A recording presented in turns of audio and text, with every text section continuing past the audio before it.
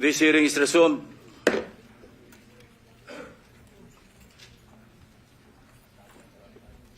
Good afternoon, my distinguished colleagues, Mr. Senate President, the Vice Chairman of the committee, Senator Erwin Tulfo. We reconvene today for the 8th public hearing on the motu proprio inquiry in aid of legislation and investigation into the flood control anomaly, even as we are already finalizing the partial committee report to be routed to your offices as early as next week. Contrary to the lies and obfuscations that naysayers are trying to spread around, your Blue Ribbon Committee has accomplished so much since the flood control scandal broke wide open in the middle of last year. Since then, waves of information have dominated the national discourse at every level of our society, local and national. Lest we be drowned out by the rising tide of noise here and there, allow me to run down how much ground we've covered in the course of the committee's 7 public hearings. Since the Bulacan 1st District Engineering Office was exposed as the epicenter of the biggest corruption saga in recent history, your committee was able to hear and record the sworn testimonies of DPWH District Engineer Henry Alcantara, Assistant District Engineer Bryce Hernandez, JP Mendoza, and the rest of the so-called BGC boys, and laid bare their collective splurging of billions of pesos in several casinos, made possible by their indispensable roles in a mafia-like scheme, not from extortion for protection activities involving business establishments, but through an elaborate conspiracy in siphoning funds from the country's national budget intended for flood control projects to protect lives and properties of Filipinos in low-lying areas. Then, there was former DPWH Undersecretary Roberto Bernardo. Your committee followed the money and paper trails through skillful research and questioning by our members, which revealed the deep web of in-house contracting, bid rigging, padded contract costs, and license renting. This scam was so systematic and brazen, resulting in substandard infrastructure and worse, ghost flood control projects. In the hearings that followed, the case of Bulacan proved to be a gateway, the microcosm of a much more complex and institutionalized plunder within the bureaucracy. Your committee became the stage for shocking and scathing revelations made by the key actors of the flood control scam. We conduct these hearings with such fairness and integrity that those with the truth felt motivated to come forward to testify, while others became tentative and unsure of which path to tread. Let me emphasize one point. We always go where the evidence leads us.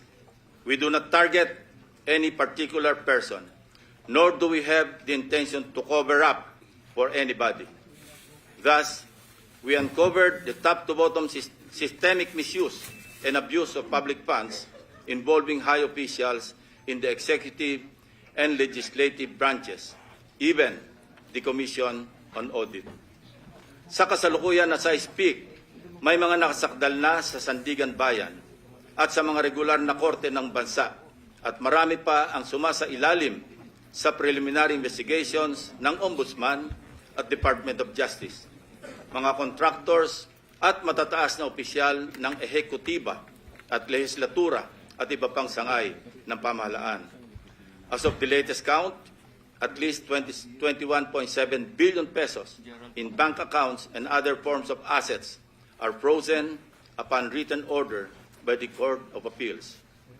May mga sumasailalim na rin sa Witness Protection Program ng DOJ upang tumulong palakasin ang mga ebidensya habang nangangako na magre-restitute ng napagkasunduang halaga sa ilalim ng mga pinirmahang Memorandum of Agreement with the WPP. Tungo sa logical conclusion ng mga klasong plunder malversation of public funds through falsification, violations of anti-graft laws at iba pang krimen. We laid out how this deeply rooted scheme operates with systemic precision.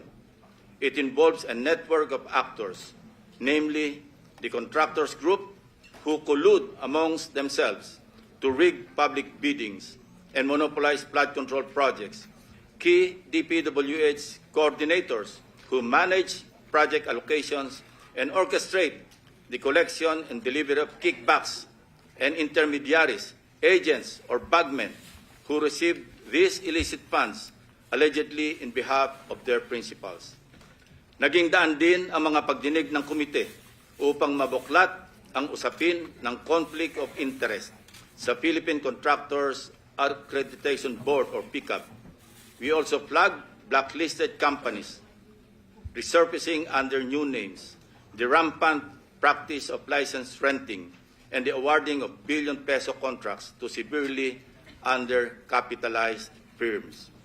Modesty aside, but significantly, your committee paved the way for the implementation of landmark transparency reforms in our national budget process. These include our transition to live-streamed and open BICAM that detailed budget amendments, insertions, if you like, that are now traceable to their proponents.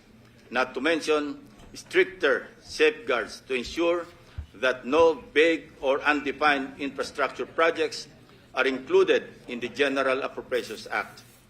Let this serve as a warning to skeptics, detractors, and hijackers who exploit the vulnerabilities and anger of our people to deepen the fault lines of our nation during these trying times. Your noise will not silence the truth. Neither does it provide any help in our investigation. Your noise cannot convict and won't even indict the malefactors in this flood control mess. Only evidence does.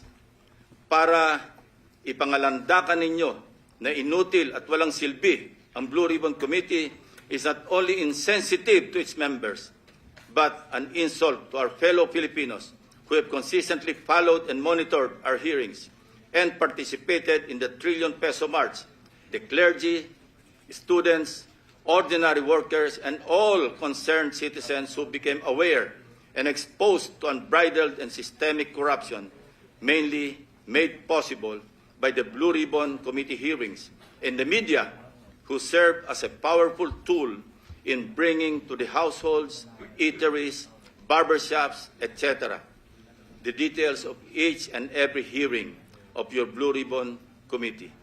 With all that being said, as the chairman of this committee, I say to you, shut the F up. Let us now resume our hearings. General Counsel, kindly acknowledge the members present and the resource persons present.